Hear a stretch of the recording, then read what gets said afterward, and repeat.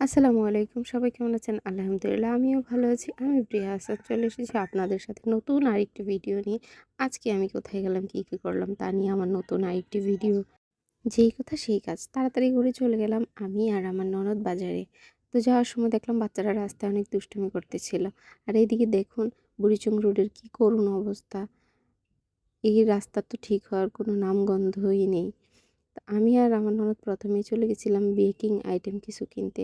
আর আমি অবশ্য Comilla bakers corner থেকে কুমিল্লা থেকেই আনি সবসময়। আজ কিছু হঠাৎ দরকার পড়ে যায় তাই বুড়িচং থেকেই নিয়ে নিই। বেকিং আইটেম কেনার পর তোয়ার জন্য একটা দড়িলাপ কিনতে চলে গেলাম। তো আজ কিছুদিন ধরেই দেখছিলাম যে কিছু একটা পেলে ওটা দিয়ে দড়িলাপ খেলার চেষ্টা করতেছে। তাই ওর জন্য একটা দড়িলাপ কিনে নিলাম। আর যখন কিনে বাসায় নিয়ে এসেছি তোয়া এটা পেয়ে খুব খুশি হয়েছে। বাচ্চাদের খুশি দেখলে এমনিতেই খুব আনন্দ লাগে। এতে দড়িলাপ কেনার পর চলে গেলাম আমি আর আমার ননদ ওর জন্য একটা বোরকা কিনতে।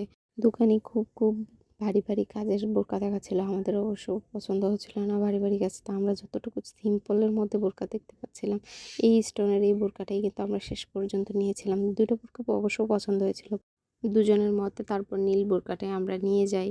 কিন্তু ওইটাই দুজনেরই পছন্দ হয়েছিল। তারপর কিছু সুতা, রাবার ওইগুলো কেনার ছিল, ওইগুলো কিনি। তারপর তোয়ার জন্য কিছু ব্যান্ড কিনি। তারপর এদিকে এসে আমি আর ননদ এসে ফল দেখছিলাম। তোয়ার জন্য কিছু ফল নিয়ে গেলাম। কিছু অনেক রকমের ফল নিলাম। ও আবার ফল খেতে মাশাআল্লাহ তোয়া অনেক পছন্দ করে।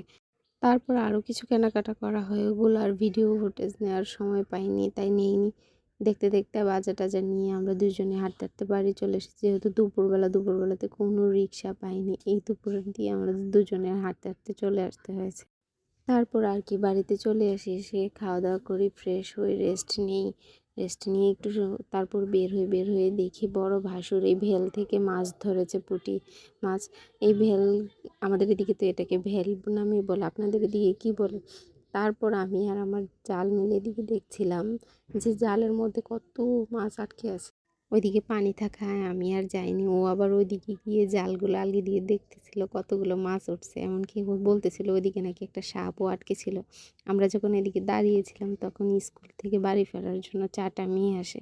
তারপর বলতেছিলাম তোমরা যে এদিক দিয়ে আসো, এই পানি দিয়ে প্রতিদিন ড্রেসগুলো নোংরা হয়, তোমরা ওই দিক দিয়ে চলে যেতে পারো না। ওদের সাথে আবার অনেকক্ষণ মজা করছিলাম। ওরা প্রতিদিন নাকি এদিক দিয়ে যেতে হয়। কিন্তু স্কুলে যাওয়ার সময় ওরা রাস্তা দিয়ে যায়। তারপর বিকেলবেলা মা আবার বাজার নিয়ে আসে।